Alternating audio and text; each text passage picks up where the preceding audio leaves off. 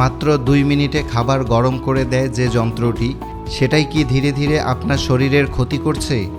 মাইক্রোওয়েভে গরম করা খাবার কি সত্যি পুষ্টি হারায়, নাকি এগুলো শুধু ভুল ধারণা? বছরের পর বছর ধরে এই প্রশ্ন নিয়ে মানুষের মধ্যে ভয় আছে, কিন্তু বিজ্ঞান কি বলছে?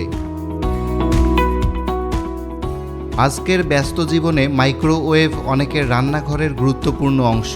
ফ্রিজে রাখা খাবার দ্রুত গরম করা থেকে শুরু করে রান্নার কাজেও এটি ব্যবহার করা হচ্ছে। কিন্তু অনেকের মনে প্রশ্ন, মাইক্রোওয়েভের রেডিয়েশন কি খাবারকে ক্ষতিকর করে তোলে? প্রথমেই জেনে রাখা দরকার, মাইক্রোওয়েভ ওভেনের রেডিয়েশন হলো নন আয়োনাইজিং রেডিয়েশন, অর্থাৎ এটি এক্স রে বা গামা রশ্মির মতো ডিএনএ এর ক্ষতি করার ক্ষমতা রাখে না। মাইক্রোওয়েভ খাবারের ভেতরের পানির অণুকে দ্রুত কম্পিত করে তাপ তৈরি করে। ভাবুন, খাবারের ভেতরে থাকা কোটি কোটি পানির অণু দ্রুত নড়াচড়া করছে। এই নড়াচড়ার ফলেই তৈরি হচ্ছে তাপ, আর খাবার গরম হচ্ছে। এখানে খাবারের কোনো অংশই পরিবর্তন হয়ে বিষাক্ত পদার্থে পরিণত হয় না।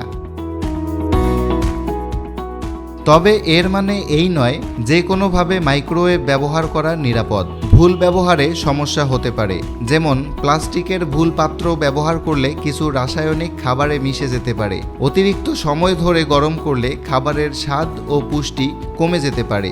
আর বারবার একই খাবার গরম করলে খাবারের মান নষ্ট হতে পারে।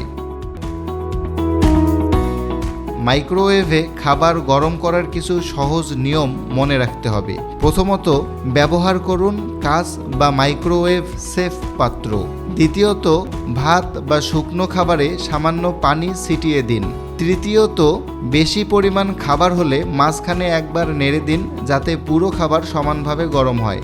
আর খাবার ঢেকে গরম করলে আর্দ্রতা বজায় থাকে।